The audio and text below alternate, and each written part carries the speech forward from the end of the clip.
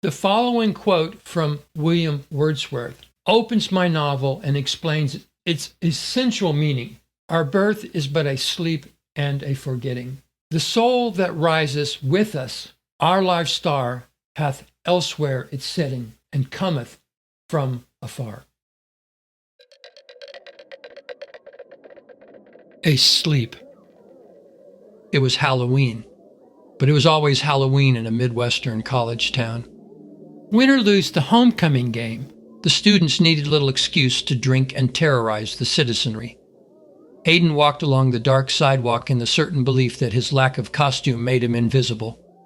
Only leaves, still crisp like tart apples, kicked up at his shoes to betray his presence among the sodden and unblessed.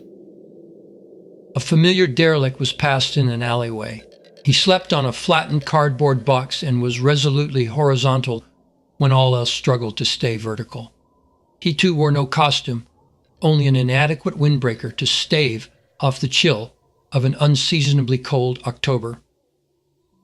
Homelessness on any other night of the year made him a rarity, but on this night, eccentricity made all men brothers. Mental illness severs the present tense from the past.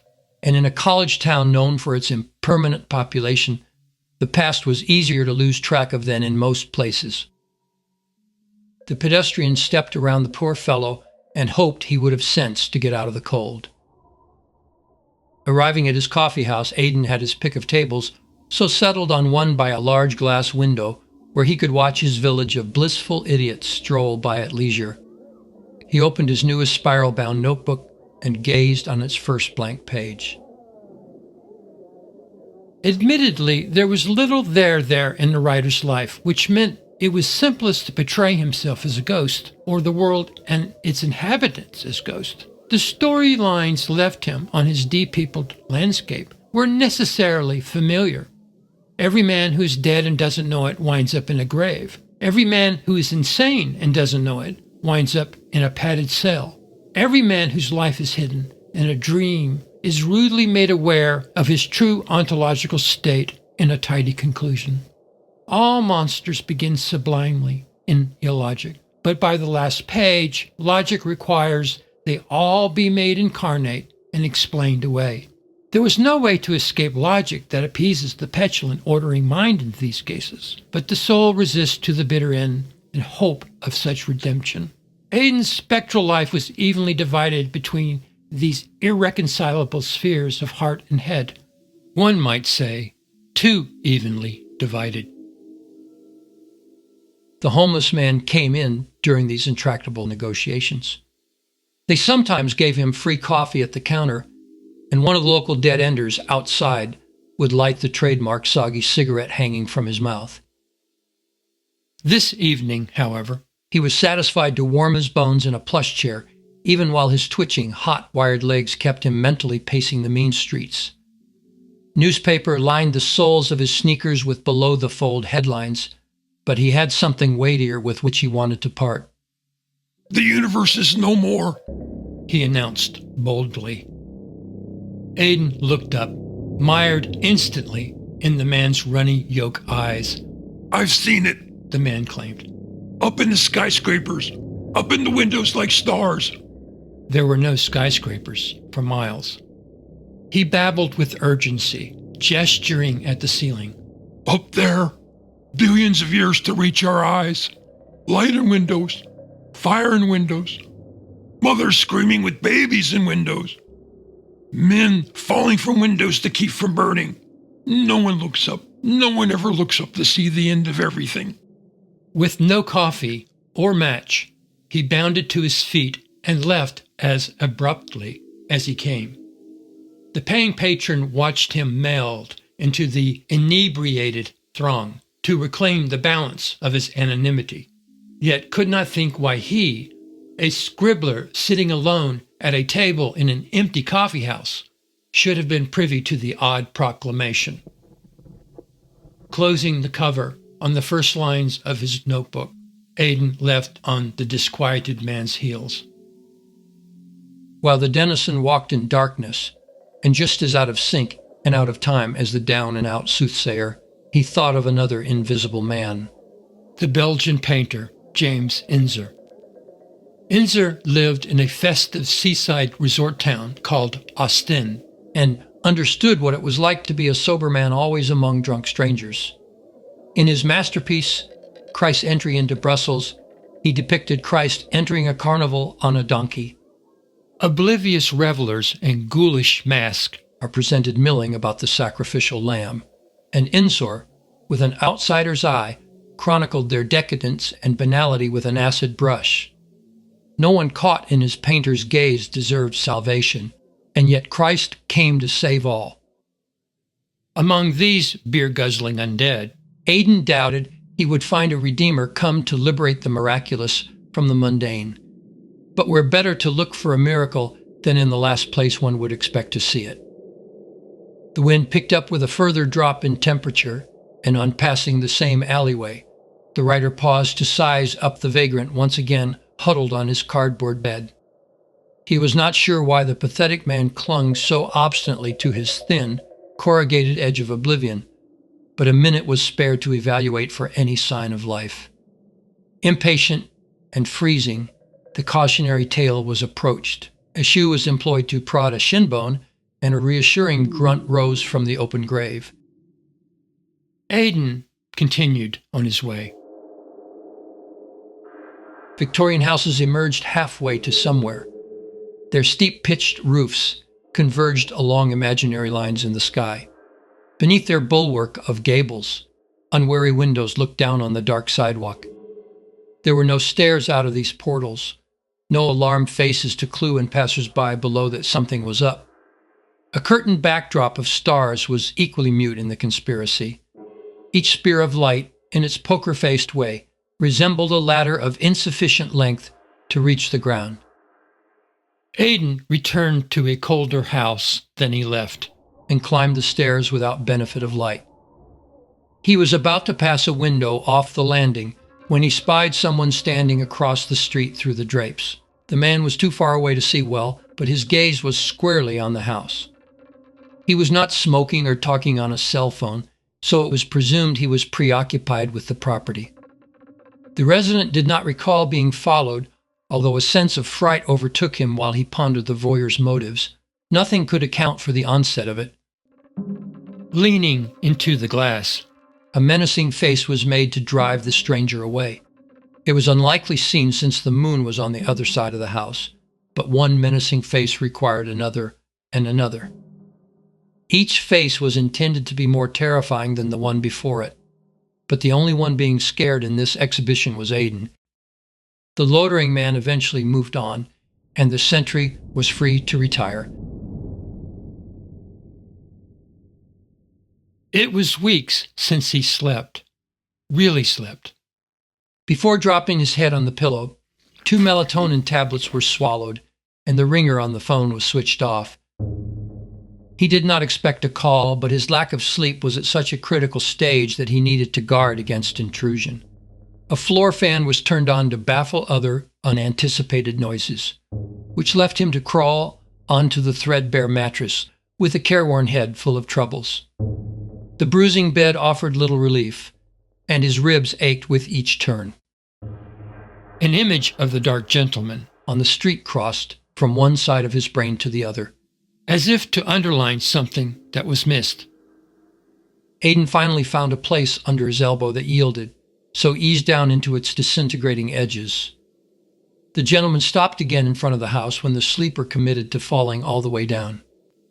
A meteor thought, moving contrarily on the slide, tore loose to float into consciousness. The man's eyes were not on the house or even on the window.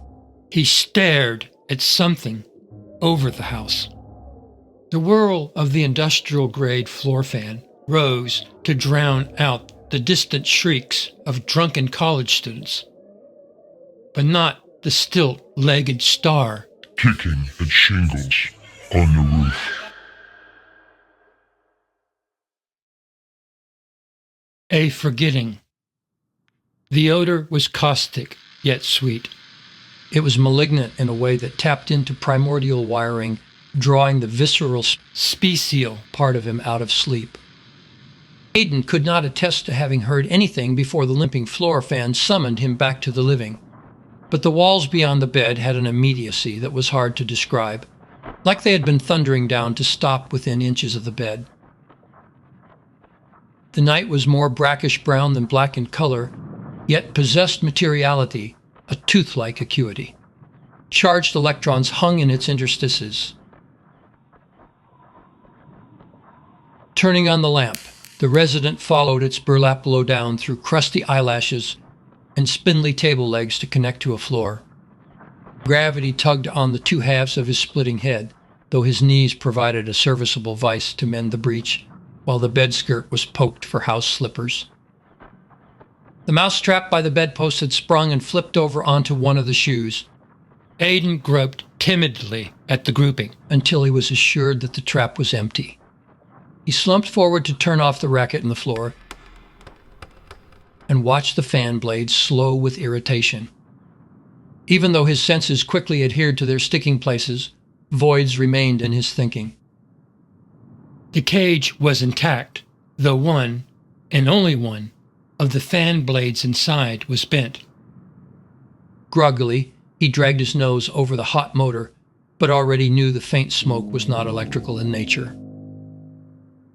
The old house was next considered, but the listener was incapable of differentiating between noises conjured by his fright and those that properly elicited it.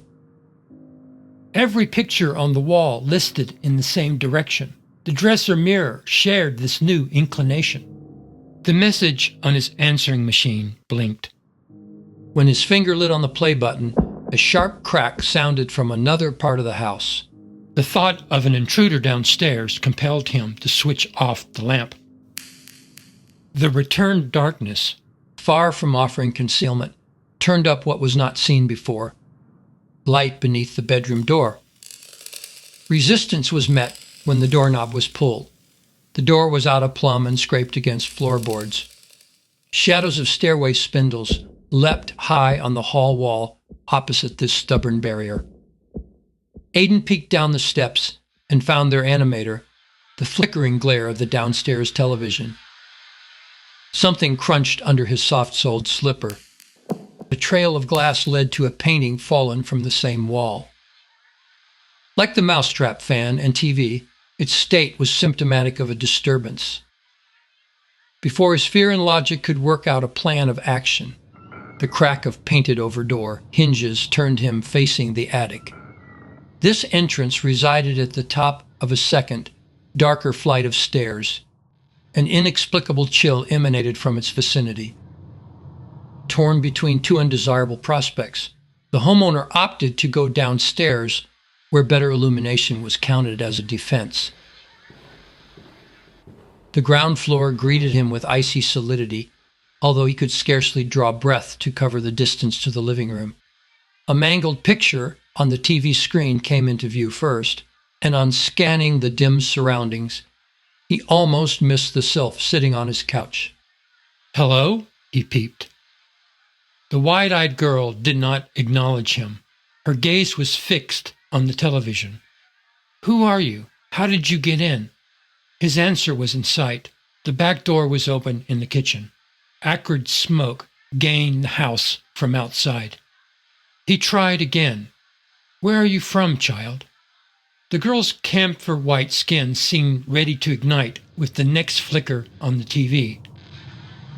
Aiden's concern turned naturally to what captivated her. Even though the television picture was skewed, a discernible news crawler bearing telephone numbers conveyed a sense of emergency and time-sensitive facts. The motionless child was obviously traumatized. A portion of her white dress was torn. An abrasion was revealed above an ankle. With misgivings, the interim caretaker carried his charge upstairs to the bedroom and tucked her into his warm sheets. His words strove for reassurance. "Stay here while I go for help." Hurriedly, he returned downstairs to his half-open back door. It, too, was out of plumb and catching on the lamb tile. A second empty mousetrap had tripped behind the garbage pail next to it. The hazy streetlight was searched outside, but its light, like what penetrated his upstairs window, appeared trapped in layers of obsidian. A man wearing dark coveralls stepped out of the miasma. He pointed a flashlight at the homeowner and growled, "You have a flashlight?" No sooner was his question posed than several other men wearing the same gear converged on the spot. The resident weakly replied, "Yes, I have a flashlight." The man gestured. "There's been an airliner crash about a quarter mile from here, out in the meadow. The radius of the debris field includes this neighborhood. We need some volunteers to help us until we get more feet on the ground. What we want is someone to help secure the perimeter and keep people out of the field." Of course, the distressed man fetched his flashlight from the cabinet drawer and followed the emergency workers off the stoop. He then remembered, "I found a little girl in my—" The party had dispersed back into the night that produced them. Aiden peeked up at his lit bedroom window and imagined the child would be safe for the time being, until help came. He ventured to the edge of his property and, piecemeal, took in the surreal landscape. The smell of jet fuel was thick. Branches and leaves were doused in it. Tattered clothing draped the same trees, while a panel of fuselage, perhaps the door of a cargo hold, gouged a hedgerow. Presumed pieces of bodies were scattered on rooftops. Each resembled a carcass tumbled from a Francis Bacon painting, with wounds like mouths and mouths like wounds, still waiting for screens to catch up. Dread weakened his resolve on passing into blacker thicket, where a dirge of crickets greeted him. Busted luggage was strewn over his path. He was mindful of the razor-edged grass, and his attentiveness turned up the unmistakable form of a human finger.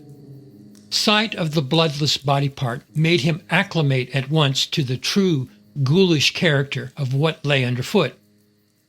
Reeds splattered in a halo of dripping mud were blown outward around a passenger seat submerged in a bog nearby. Perhaps someone was strapped in it. Aiden grew more terrified and approached a point where he would be useless in his appointed duties. He lifted his sights above the weeds in vain hope of a breeze, yet the prospect yielded other unwelcome details. The tail section of an airliner rose against the grimmest curtain imaginable. A nervous sweep of his flashlight turned up a black box poking out of the ground. His inclination was to yell to whoever was in earshot, knowing the significance of his find, but someone just then moved in the field in front of him.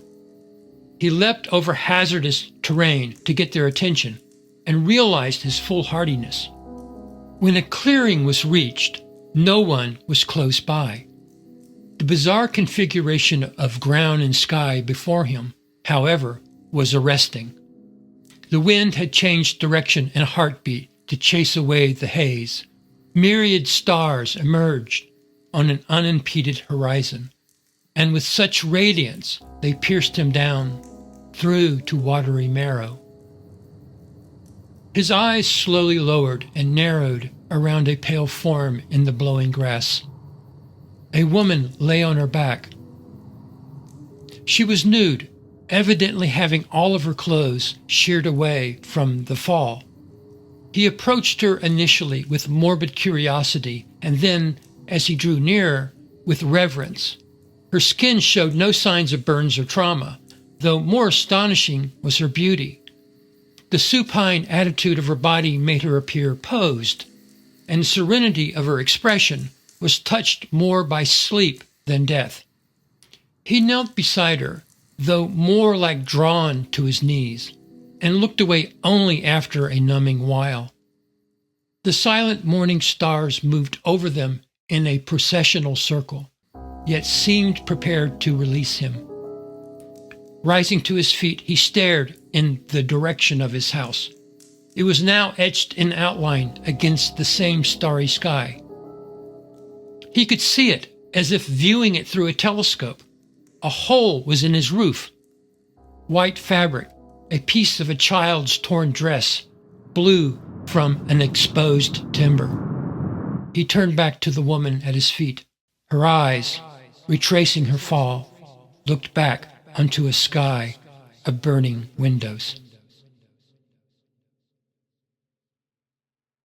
A coming from afar. Young Aiden had no idea what women looked like with their clothes off. Still, his best friend was willing to pay him a whole $1 for a drawing of a naked lady.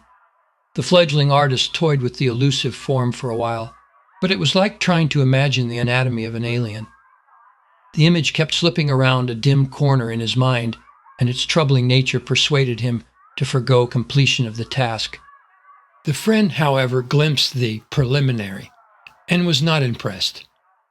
It looks nothing like the substitute teacher, he complained.